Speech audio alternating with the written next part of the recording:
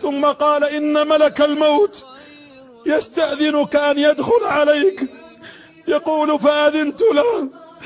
تقول عائشة فعلمت أنه يخير، دخل عليه ملك الموت فسلم، قال السلام عليك يا محمد، إن الله بعثني إليك وقال لي خيره بأن يعيش أو أن يموت الآن ويلقى الرفيق الأعلى.